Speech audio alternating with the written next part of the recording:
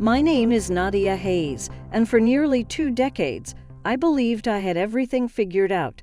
I was a pediatric nurse in a small town on the outskirts of Manchester, dedicated to caring for children and offering comfort to families on some of their worst days.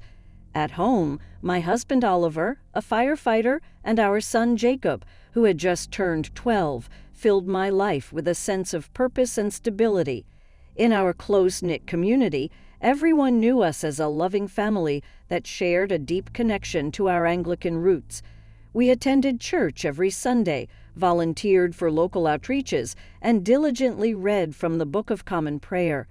Our faith was woven into every corner of our lives, an invisible thread holding us together. Yet behind that facade of devotion, I carried questions I could not quiet. Sometimes, in the dark hours of early morning, I would lay awake and wonder, if God is merciful, why must suffering feel so random and cruel? How could a loving Creator stand by while a child endured unimaginable illness? Why did life so often seem absurdly unfair? I never voiced these questions openly, not even to Oliver, because I feared the answers might unravel everything I held onto as true. Instead, I buried them beneath the routine of hospital shifts and the gentle rituals of family life, convincing myself that one day, in some unforeseen moment, understanding would come. Then, on a drizzly afternoon in late September, my world changed in ways I could never have foreseen. It started with a headache that flared behind my eyes during my evening shift at the children's ward. I had just finished consoling a frightened mother whose son was being prepped for emergency surgery. My head throbbed, pulsing with an intensity that made the overhead lights feel impossibly bright. I swallowed a couple of painkillers, attributing it to a stressful day, then rinsed my face in cold water and forced a reassuring smile for the next family in need of comfort.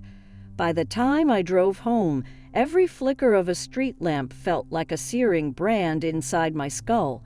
I stumbled through the front door to find Oliver slicing vegetables for dinner, Jacob quietly finishing homework at the kitchen table. My world tilted, and the next thing I remember is hitting the tiled floor, hearing the distinct thud of my body collapsing. Panic washed over me like a breaking wave. I felt Oliver's arms around me, his voice faint and urgent as he called for an ambulance. Jacob's wide, terrified eyes were the last image I saw before my world went dark. When I opened my eyes again, I was in a hospital bed, an oxygen mask grazing my cheeks. The familiar environment of medicine and antiseptic should have comforted me, but my body buzzed with strange numbness. White coats and kind faces hovered around me, friends and colleagues from the ward, yet I couldn't distinguish their words. They seemed relieved, though, so I held onto that flicker of reassurance. Over the next several hours, doctors ran a flurry of tests. An MRI revealed a cerebrovascular malformation, a tangle of irregular blood vessels in my brain. It was serious. Surgery was possible, but not guaranteed to succeed. The specialist spoke gently, outlining the risks. "There's a chance of permanent disability," he warned, "but if we don't intervene, there's a high probability of a severe stroke." My first reaction was to nurse my usual sense of composure. Of course we proceed. Of course we'd fight. But beneath the surface, dread pooled. I might never return to the life I loved. Before I could catch my breath, everything happened at lightning speed. Surgery was scheduled for the next morning. I remember lying under the bright glare of operating room lamps, counting backward after the anesthetist placed the mask over my face. It was as though I were stepping across the threshold of a vast unknown, carrying all my unasked questions with me. As the anesthesia pulled me under, my final conscious thought was a plea for protection, uncertain and desperate. "God, if you're there, please see me through this." Then emptiness. I do not recall the exact moment the scalpel touched my skin, nor do I remember my physical heart slowing on the monitor or the alarmed shouts of the surgical team. All I know is that I found myself standing in a place beyond anything I had ever dreamed possible. The first sensation was one of utter weightlessness. Gone was the heaviness of my pain. Gone was the swirling haze of fear, replaced by a calm so profound it felt like the warm embrace of a mother's arms. Then I noticed that I was somehow looking down from above, watching the surgeons move around my physical body with frantic precision. My usually composed neurosurgeon barked orders, adrenaline evident in the sharp tilt of his voice. Alarms shrieked. I felt no terror at the sight of my own life hanging by a thread. Instead, I felt an odd sense of compassion for them, wanting to whisper that it was all right, that I was still here. Then a gentle pull drew me away from that surreal vantage point, guiding me into a vast field of light. I'd heard accounts of tunnels of light before, stories from patients who'd skated close to death, but this was different. It didn't feel like a tunnel. It felt like stepping into an enormous expanse that glimmered with a radiance more vibrant than any sun.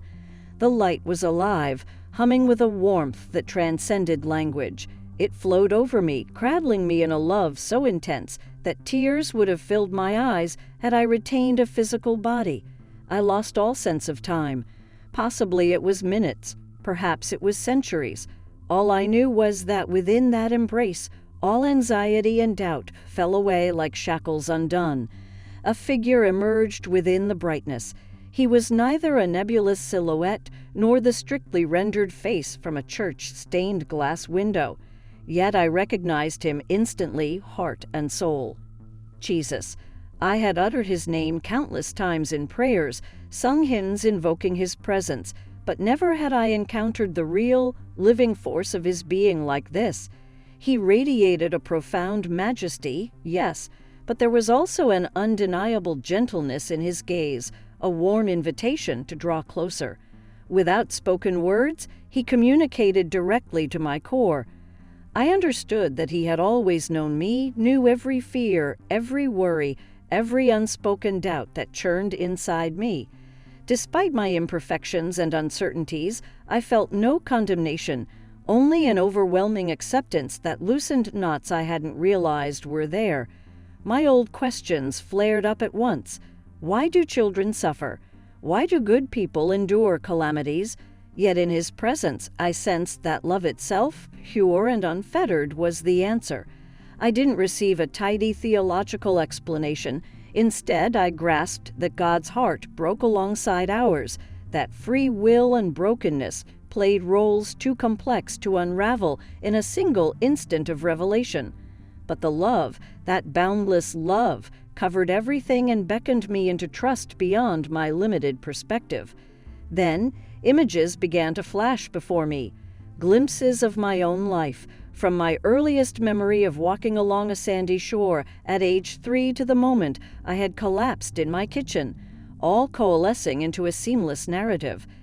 I saw my mother's face alight with pride the day I finished nursing school, saw Oliver kneeling with a ring in hand, tears shimmering in both our eyes. I saw the joy when Jacob was born and the quiet sorrow after I lost a close friend to cancer. Every moment was imbued with a deeper significance in this review, illuminated by divine compassion that showed how each event, whether painful or euphoric, had shaped me. Jesus did not scold me for my hidden doubts. Instead, he let me see that I had been on a journey all along, one that God valued. Even my questioning heart, my inability to wrap my mind around life's hardships, had drawn me closer to an authentic seeking of truth rather than shallow repetition of creeds. As I watched, I felt a sense of wonder at how intricately God had guided me, how love had been present even when I'd felt abandoned or confused.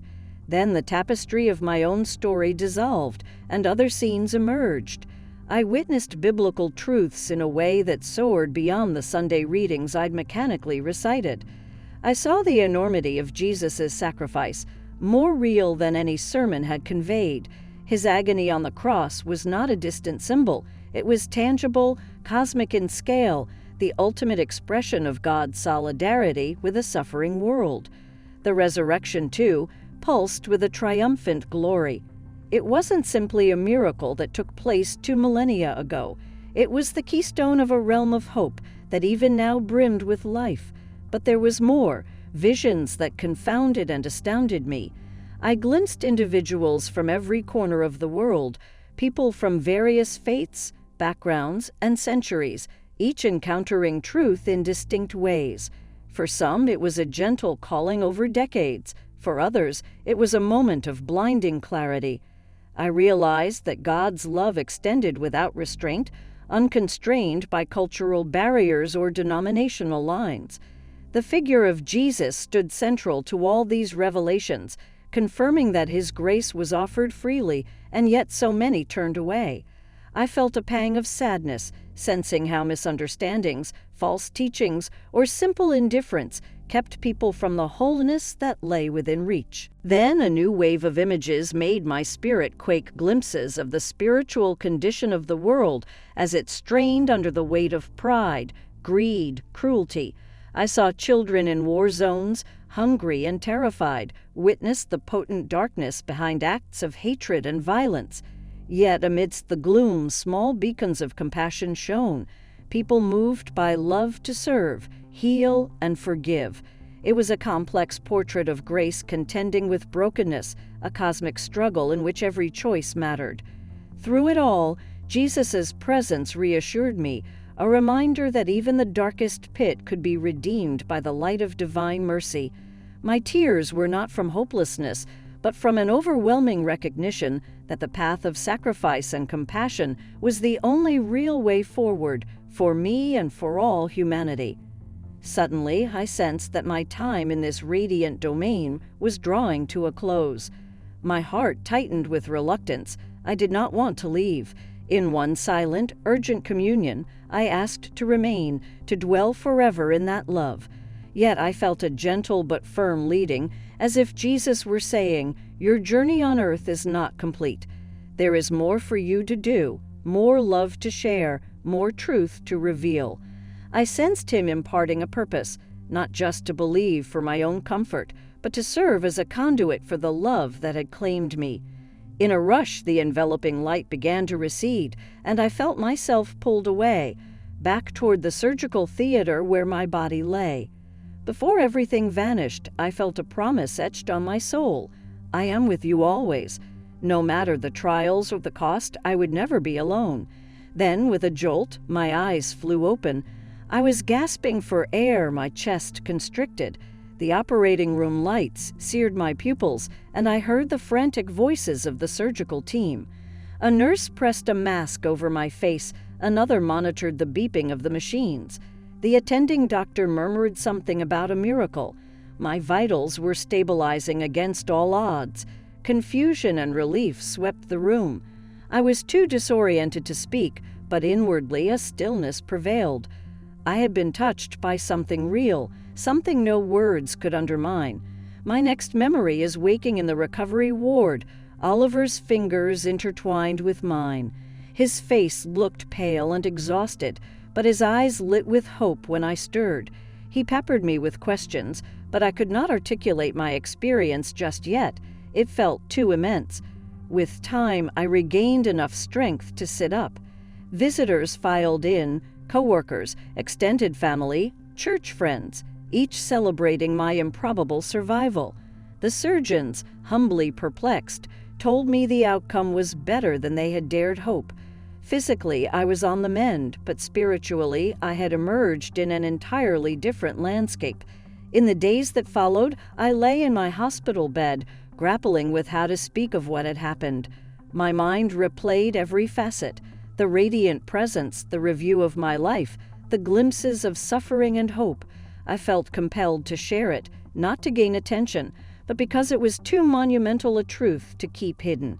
Yet I knew all too well how people might dismiss near-death experiences as hallucinations, the product of oxygen-deprived brains.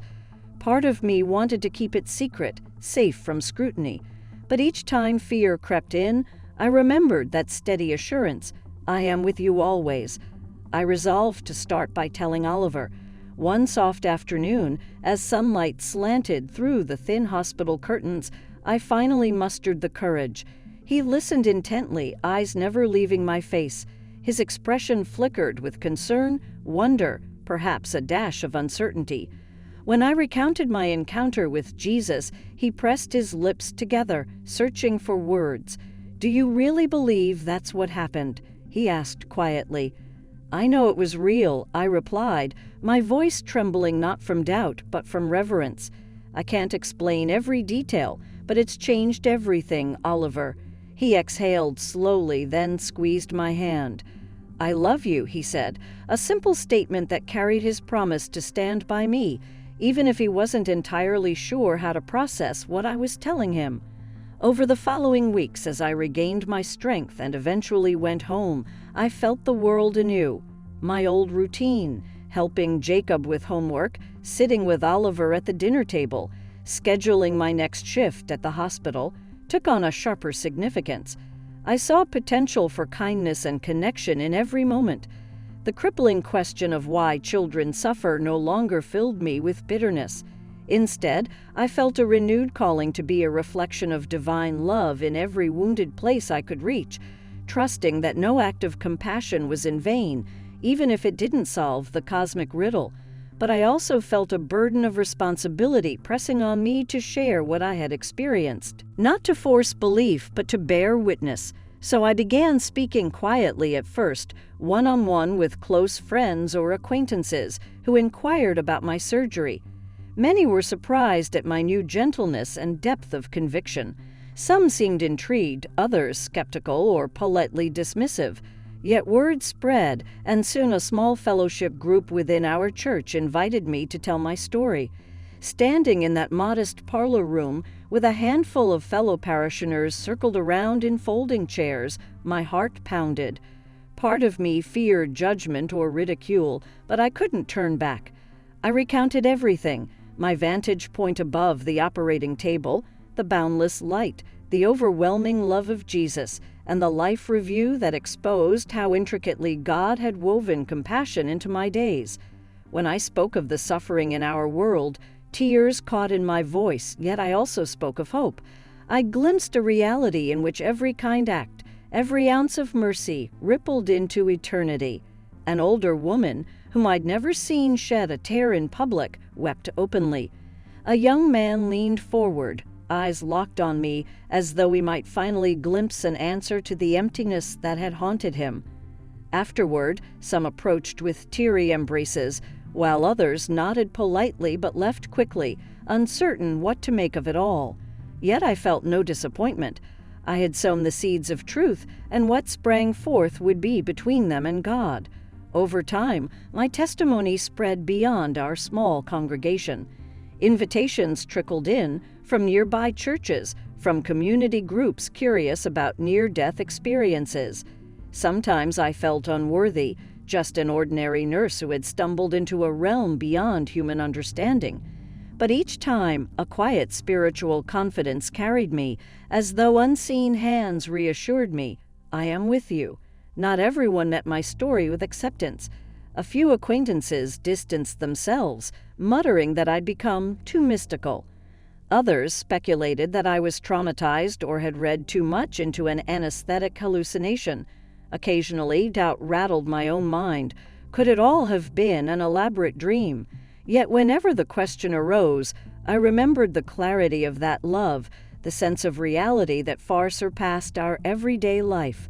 No dream or chemical trick could replicate that boundless comprehension, that perfect peace.